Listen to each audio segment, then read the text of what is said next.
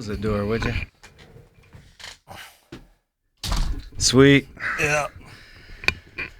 Oh, wow. So, I'm gonna dim the lights. yeah, bring the lights down, man. Don't get it too cozy up in here. Yeah, well, you think the picture's okay? I'd bring it down a little bit more, just because we can.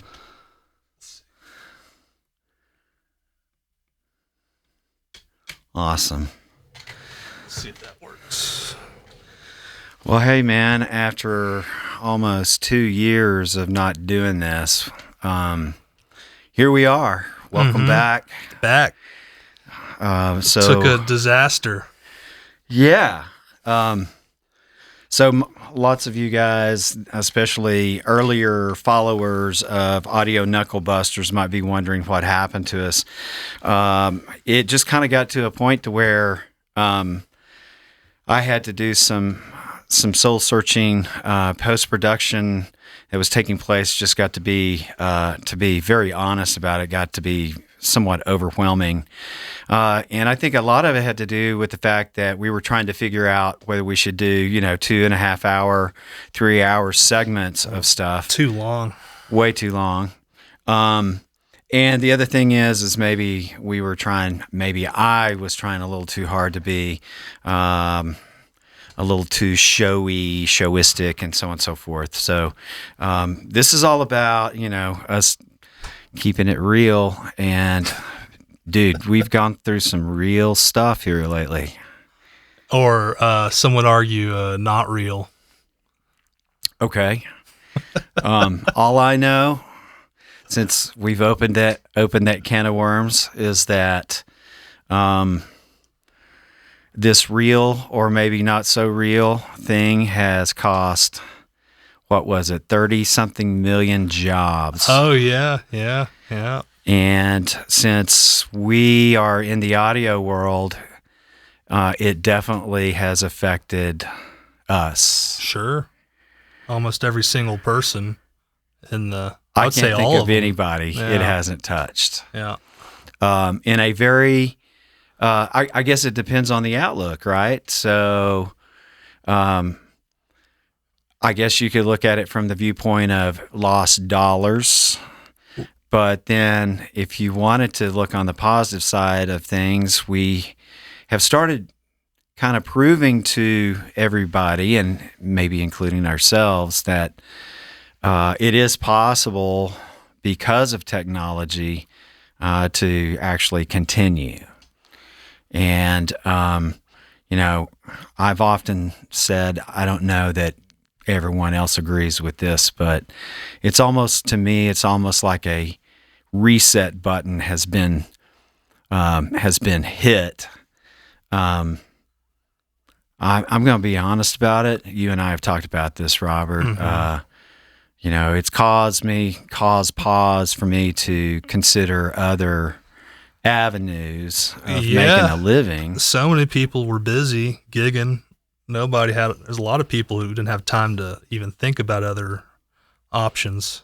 Mm-hmm. So, got a lot to think about, or with all that time on your hands, Lots of that. Also for me, and I don't mean this in a negative way, I would do this all over again. But it's caused pause for me to kind of go, this is insane, the amount of driving that I, do every year. Yeah, you put like 50,000 miles a year on your car. Yeah. It's like over double what people usually do. Or triple. Yeah. I mean, we live in the state of Texas. Yes, it's a big place, but for me to be driving 50,000 miles a year, and really in a big, huge circle, if you want to think of it like that, that's pretty crazy. Yeah. And so this has caused a little bit of a pause to kind of go, what is it that maybe can be created if you're in the creative mood, and that's another avenue that we could take. Not that I want to shoot from the hip today about any of this, but, that's another avenue is being in the right mood to be creative. We've had a lot of time off, but I've been finding all kinds of reasons to not be in the mood. Well, when you're stuck at home with your family, you've heard that can be very stressful. Can be. It hasn't been around our house, I don't think. Yeah. I mean, everybody's different, I guess. For me, it's been bonding for my wife and my youngest. Yeah, there's been some stuff accomplished there. But I guess what I'm saying is that being confined to, an area where you're doing all of your work from there, including, sound design or whatever it might be, writing a song, all of a sudden, that's not a very... Flip a switch. Yeah, it's hard not to a do real, that. It's pretty rough. Yeah. I guess you could dim the lights, put some candles on or whatever. Dude, for me, Vibe if out. I'm being honest, it's like it's making a trip to the local Quick Trip, getting a Coke Zero, and coming back and maybe light some candles, which my wife is afraid I'm going to burn down the house. It can happen. So I get exhausted just thinking about all of that. Well, everybody has their happy place that, they feel like they can get creative. And for a lot of people, I think that's being alone, maybe in the middle of the night, when it's quiet. So maybe, something to that, versus all the commotion with other people, in the house and all the other responsibilities you have to do. It's, it's not a switch you can flip to go straight into a creative mode and start writing. I know it certainly isn't for me. But I think also through all of this, I've started noticing that there's distraction after distraction after distraction that has a tendency to, want to get in the way of being that creative person. Yeah. It could be mowing the lawn. It could be making. I know this sounds ridiculous, but taking out the trash, making for sure that the dishes are in the dishwasher. Just pardon my French, but just I won't say it, but it's just everyday stuff that it's like. Got to get that done before you can get in the mood. Yeah. Yeah, like I know my brother wholeheartedly relates to that. Until the kitchen's clean and everything's neat, he can't think about the music. Like he said last night, I can't cook in a dirty kitchen. Point well made. My wife says this very same thing. However, there are those times as an individual, it's like, well, and this is selfish, of course, but it's like, I didn't create this mess. Why do I need to be the one, loading the dishwasher? Well, if you're going to be I'm not used to that because I'm never home. In the past, it was like it just got taken care of. And when I was called upon to do that, of course, it's like, I'm going to be a team player and get that done. But since we've been home a lot here lately, it's like that's been a whole lot more. And it's like, I ain't got no excuse. It's not like you're going to, tell your significant other, I ain't got time for that. No. So I ain't got no. So I know it sounds like I'm complaining, but I guess really what I'm pointing out is that I see where we are right now, and I think you nailed it, is that we had become a society that was operating so fast without question. When offered an opportunity, we didn't really think about saying no. It was just there. Yeah, I mean, shows and all the private events, conferences. So that's so many something of that those things that just stopped. I notice in the news, and I mean this with all due respect to restaurants and food places and stuff like that. The news always brings up, salons and restaurants and places where you can dine and stuff like that. The one thing that, and this might get a lot of people's attention, is the one thing that I don't really think gets talked about a whole lot is the entertainment industry, what this has done from the top down, meaning, Yeah, it's not getting talked about in mainstream, like you just touched on all the hot topics like restaurants, nail salons, and all that. I've seen a couple articles talking about the entertainment workers, the gig economy workers. I think I've seen it put that way. And at least most state governments have like a page on their Texas has the Texas Workforce Commission website, whatever, and so they've recognized that the gig workers need help and sure. But also the industries that those gig workers support, and as a whole, like no movies are being shot right now, which I think is crazy. That is crazy. I mean, when you start thinking about sports for guys like us, like just put us in, coach. I'm there to do whatever.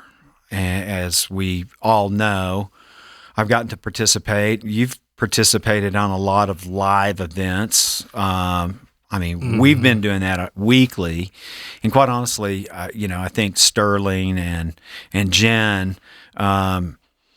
have been on a weekly thing of some sort. What they've been doing. I know Sterling for sure. Yeah. Where that went away. And stage management, anything in the entertainment business except for newscasting or wow. I mean, and with all due respect, I'm grateful that the school kept me on as an instructor. They figured out a little bit beforehand, and I still say this has everything to do with the divine plan that was well beyond any of us. But the whole idea that on a specific day in March, I believe it was March 10th, was the day that, the school was basically put everybody on furlough except for the instructors. Now, I'm super grateful for that. But that hasn't been without its challenges, and I guess my point is that we remarkably, somehow, some way, were able to pick up the pieces as instructors and as a school, and continue. Now, was it the perfect way of life? No, but not to get off on this tangent, but I literally found diamonds in the rough with students through all of this. Guys that, coming to class wasn't their forte, so on and so forth. But once this happened. So, like, you're basically saying students that maybe the traditional classroom setting didn't work for them. But now that the transition to online class, all of a sudden that format clicks with them again. Almost like a switch had been flipped, and it was like one in particular. I won't mention names, but one in particular. It wasn't that he was a bad student; he was a good, fine student, but he always took every class with a kind of a so-so attitude about things. But once he was left alone, and just would come get his instruction, which, admittedly so, in the back of my mind, I'm going, I may have to light a fire underneath this guy to get him to bring this to fruition. But he was on time, and his now we weren't doing surround sound, so that was a big difference. Working on But you and I know that mixing in stereo can be super challenging, especially with movies and the content, within movies and stuff like that. There's a lot there. There's a lot going on. But this guy, knocked it out of the freaking park. And so that's just one example. I had others who they were just, basically begging to be turned loose so that they could just get on with it. And they were very surprising. It was very surprising. So back to our kind of our subject matter is that I'm seeing good and bad come from all of this, and I think it really kind of comes down to trying to keep a perspective on, number one, friends. How long? I'm going to bring up a subject matter. I don't think you and I talked for a couple of months. It was close to it. Sure. Yeah, I think so. We've always been pretty good about, me maybe calling you up in the middle of the freaking night and. Yeah, or we'd call each other on Sundays or something after the gig's over or whatever. Sure. After the weekend's over. And that's not to say I wouldn't do that with Sterling or Jen. Yeah. But again, kind of knowing that their lives they're taking different avenues, so on and so forth. Both are doing well according to what I've seen. But, we're all trying to do the right thing with all of this, but it does make it very, very difficult if you're trying to make a living doing this. Yeah, I think everybody's question is when can we pile, 500 people shoulder to shoulder together for a show? When's that going to happen, Yeah. And I haven't seen it mentioned yet. I've seen, talks, okay, childcare is opening back up in Texas today, and we're one of like a few states that are doing that, along with, I think, Florida and Georgia. But, even in the open states, they haven't mentioned anything about going back the to entertainment world opening back up, which my humble opinion is every human being has to have entertainment of some sort. Now, that having been said, people's mental health is being challenged. I agree. It takes some strength to get through, staying in a room for 3 months. Well, and for me, it's been having that contact with another human being. Granted, I've got my wife and my youngest girl at home, but you get cabin fever after a while being around the same, and I mean that respectfully. Honey, don't get me wrong, I love you dearly. And hey, by the way, I know that she feels exactly the same way. Yeah. It's like, go on now, go back to your room or whatever you're going to do. Yeah, space is good. I think we all need that. So it's a catch-22 with all of this. I thought about the sports industry because I've been a part of a little bit of that, doing, some location shooting, broadcast, recording, whatever. Yeah, whatever. So when you start thinking about all of that, no sports, no entertainment, live entertainment, it's massive. I cannot imagine the billions, if not trillions, of dollars that have fallen to the wayside because of no commerce going on.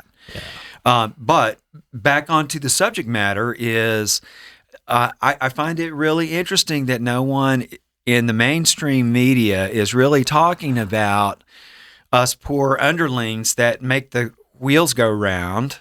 Yeah, I think Variety did an article. I think that was like on the cover of their issue a month or two back. Okay. But, Variety is an entertainment industry magazine. Right. Right. So that makes sense. But, yeah, it's not being discussed. It's not that we need to be talked about. No, and I'm not pleading for that. I'm just saying that I just find it really...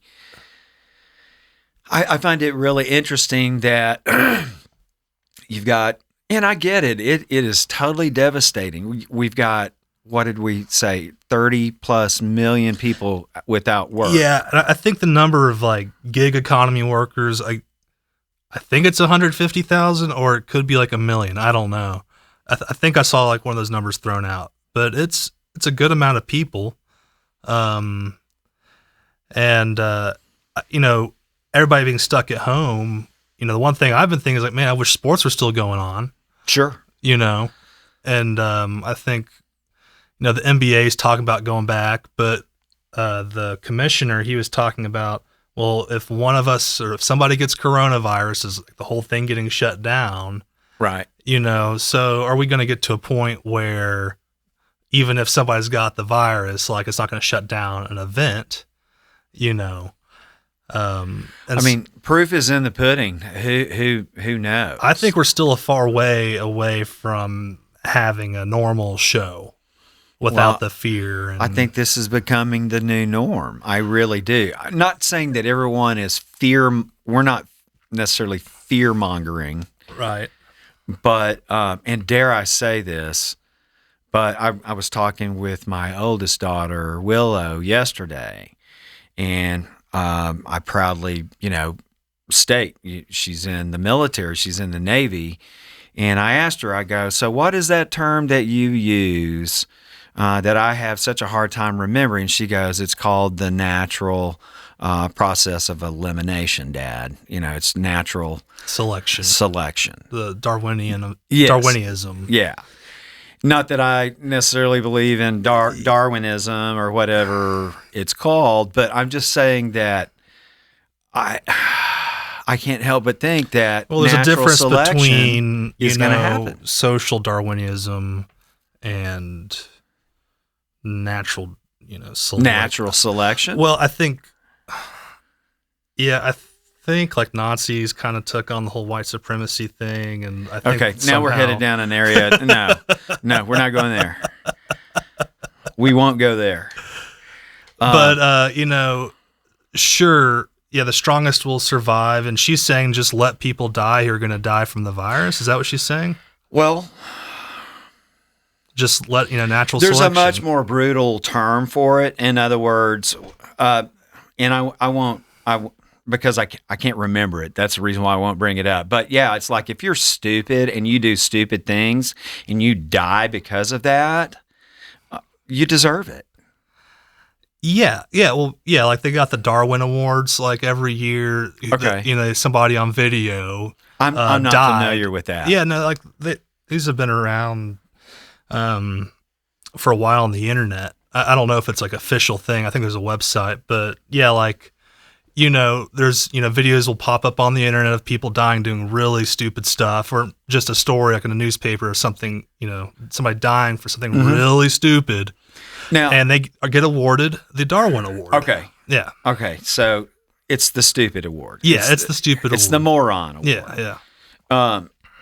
Okay. So now that I understand that, and I'm not saying that we shouldn't protect our seniors. I'm becoming one of those myself. Yeah. Yeah.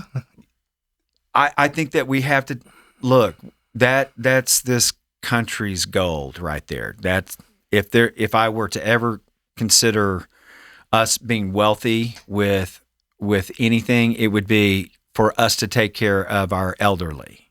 Mm-hmm. There's a wealth. By the way, we're losing our greatest generation ever known to mankind daily. Mm-hmm. Right. My point is that yes, we should focus on taking care of them.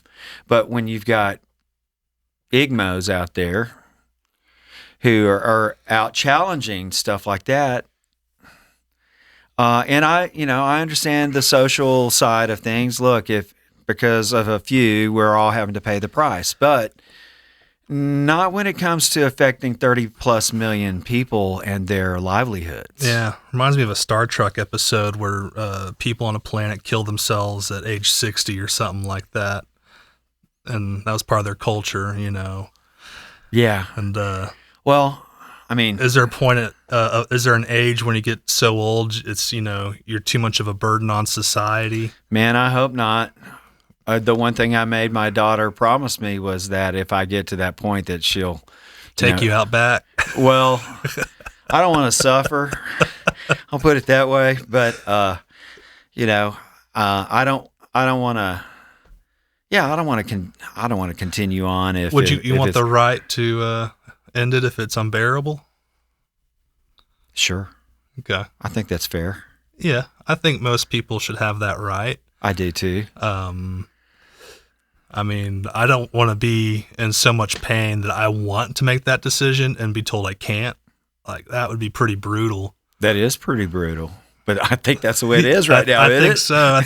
I think Canada legalized it. There was that, Doctor. Kevorkian. Yeah, him. Kevorkian. Yes. Yeah. Well, I mean, Anyway, we're off on another one of those rabbit trails right there. But when I think about us as independents, so I mean, there's folk out there that we both know that have been corporate folk for a while. I don't know that they're necessarily in any better situation than, say, you and I are as independents, as engineers, producers, writers, whatever. But the one thing that does kind of come to mind is that when stuff like this happens, I got no safety net. right. I better be putting money to the wayside somehow, some way, to be, storing up for a time like this. Things like, who's going to pay your, I guess your hospital bills or whatever, if God forbid something happened. But I mean, we just had recently, dare I say, someone close to me anyway, who had to go in because he had 15% usage of his heart. And, it's like, dude, this stuff happens. Man, yeah. And he was on his way back to, he had quit smoking. He was trying to get healthy with all this stuff, and he came down with pneumonia. And the next thing you know, he got hit with this, hey, I don't know why I'm feeling the way that I feel. Suggests that he go to the doctor. It's like, oh yeah, you're going to be staying here for a while. Now, all of that to say, it's got a very good ending to the whole thing. Good bill of health. I found out today. Good bill of health with all of that. But at the end of all of that, he's got a tab that he's going to have to pay for. Yeah. Healthcare is that's a subject, right there.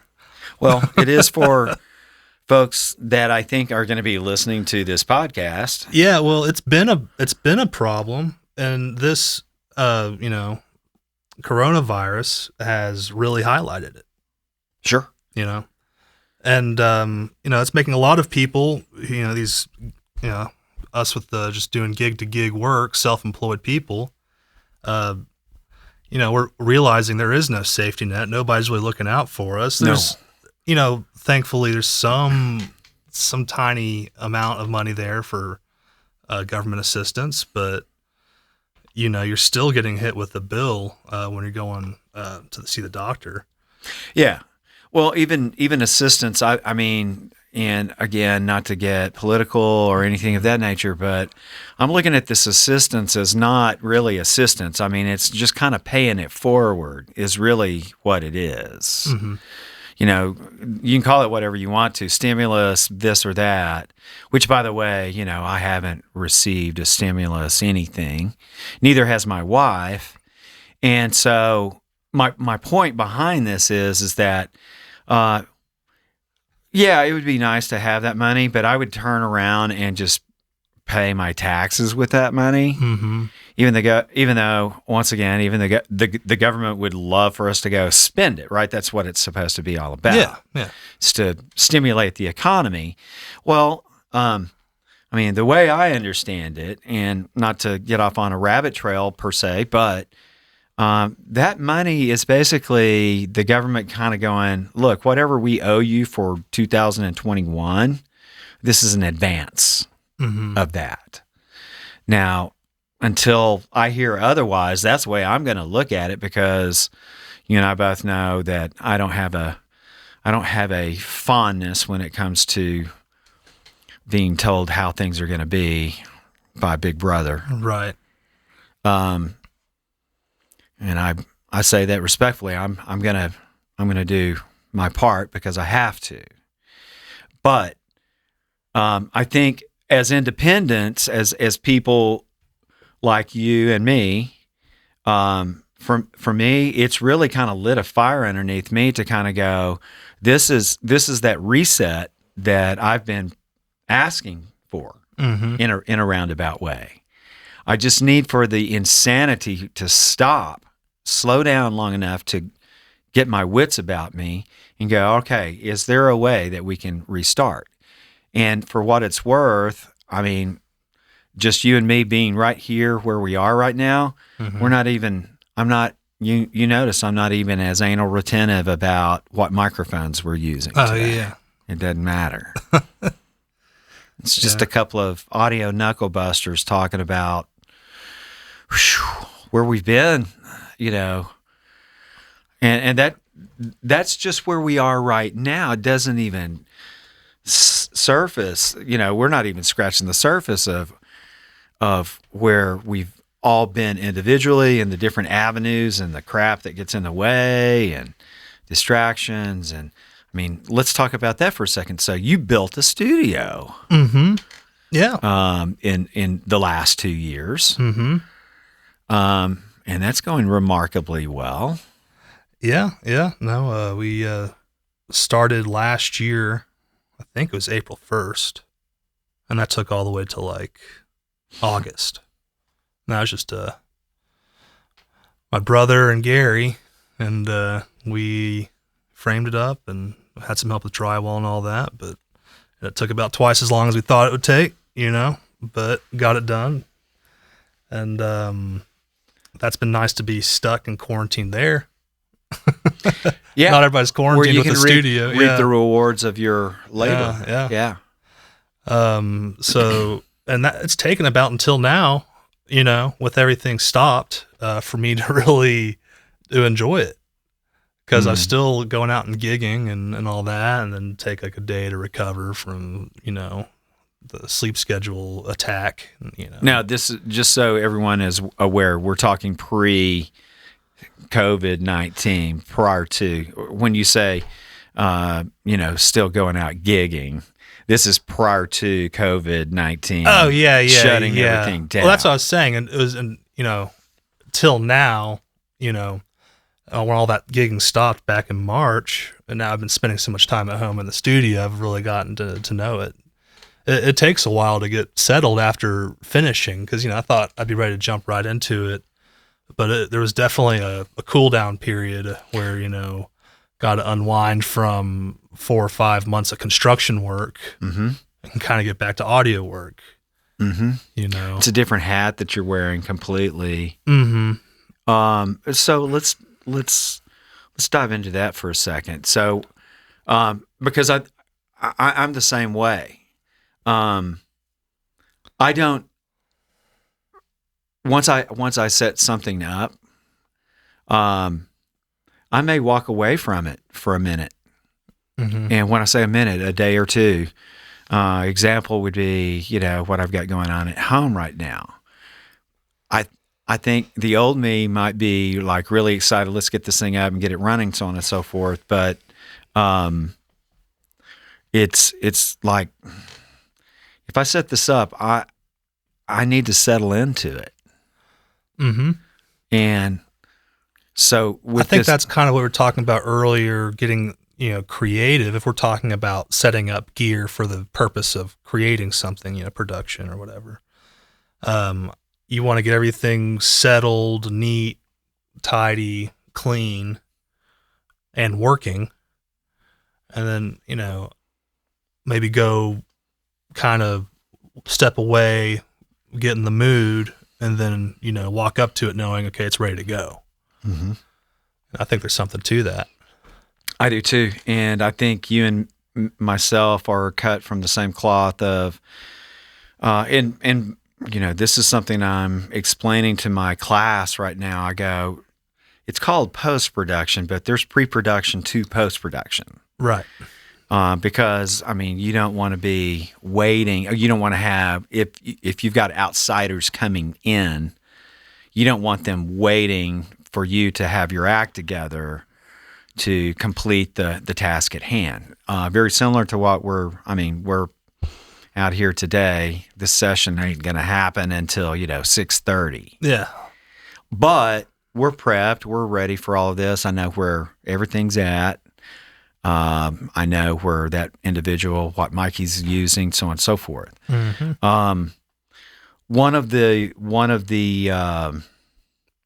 things that I love to do, and I'm learning as well. And honestly, I think by being online, because there is a way that is the way that we need to conduct our business online, meaning the school. It's been good for me because it's broadened my horizons on, okay, so if you're going to conduct your class, by the way, record everything. Mm-hmm. And I got to admit, that feels a little weird because it feels like I'm doing I'm doing 2 shows a day. It feels like I'm in Vegas conducting a couple of shows a day. And a lot of people who never had to consider audio video are having to learn how to set up a mic and a camera. Yeah. Yeah. Well, for me, luckily I had, before I walked from the classroom, the school was gracious enough to go, hey, grab some tools. You might need those. Yeah. And, got kind of lucky on that one. But I had help from. There's an industry that did really well during this disaster is people selling streaming equipment. Oh, yeah.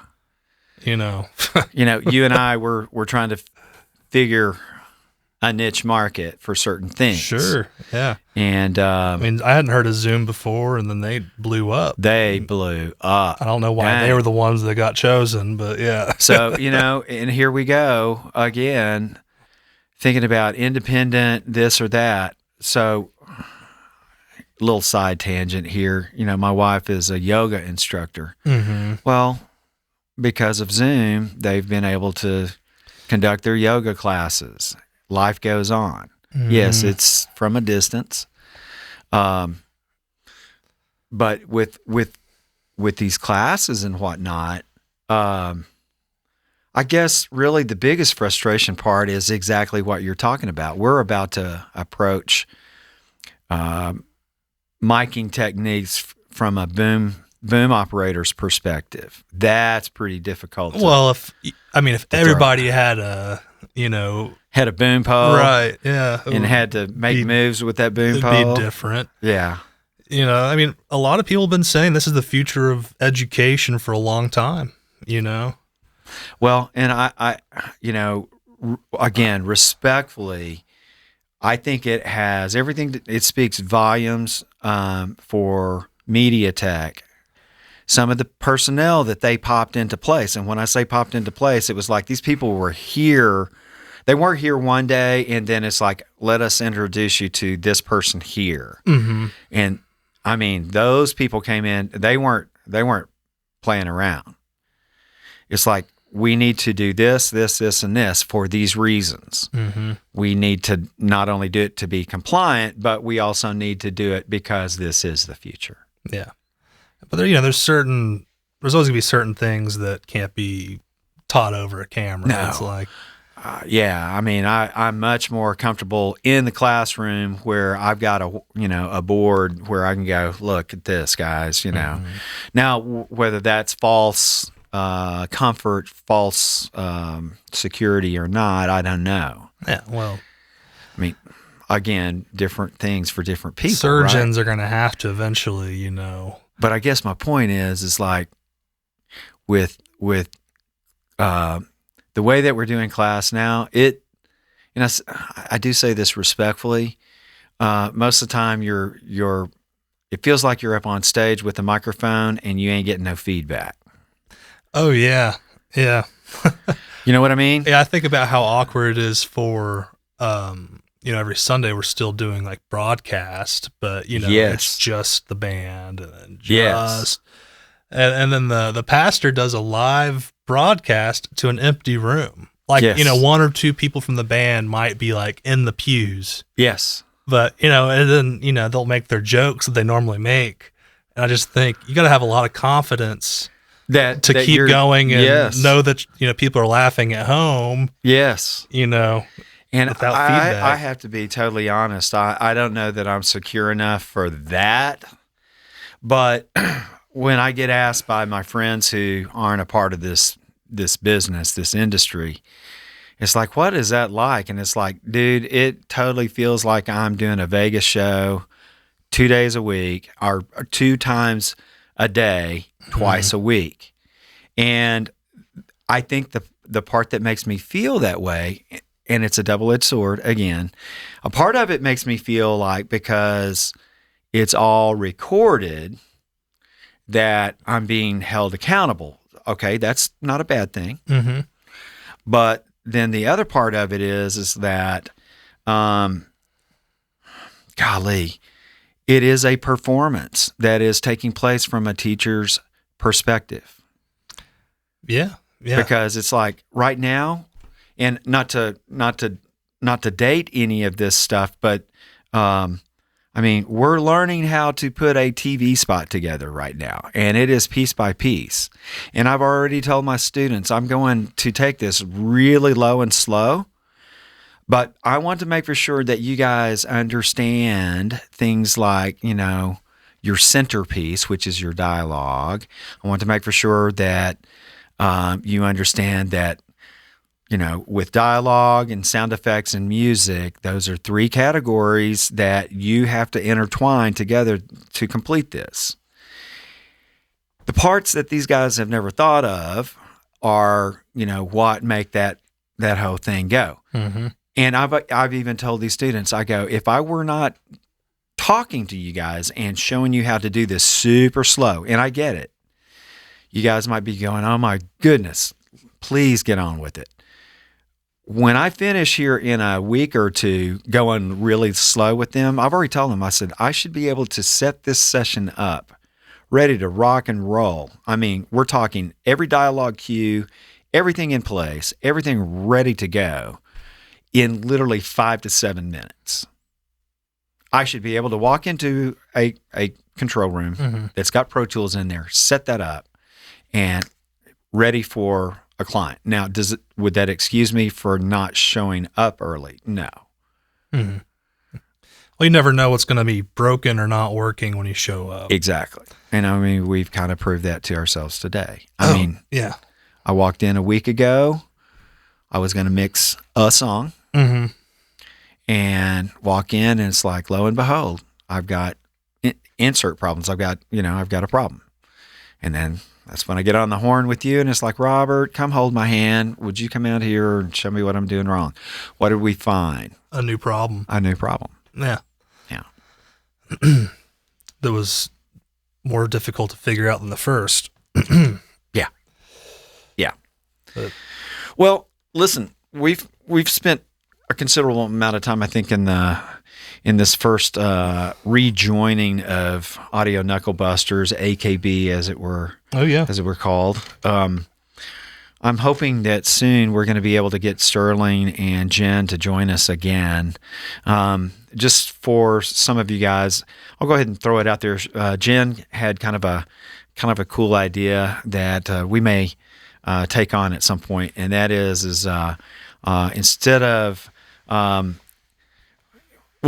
we might call it a segment talking about audio knuckle blunders, things that happen beyond your control that just turn out to be maybe somewhat hysterical when it's all said and done. Robert, I think you and I have got a few of those that we could talk about live. Yeah, and they might be funny now. I don't know if they were funny when they happened. Oh, they weren't when they happened, and I can guarantee you Sterling's got stories for days. Yeah, I bet. For days. And that's what I love about him. Well, thank you for participating on all this and coming out and holding my hand today. Oh yeah, no problem. We're going to get this up and running once again, everybody. I'm hoping to be able to get this out on all the different platforms soon. So whatever your platform of desires might be. Hopefully, you will look us up and give us a like at some point. And for now, we're just going to say bye. Bye.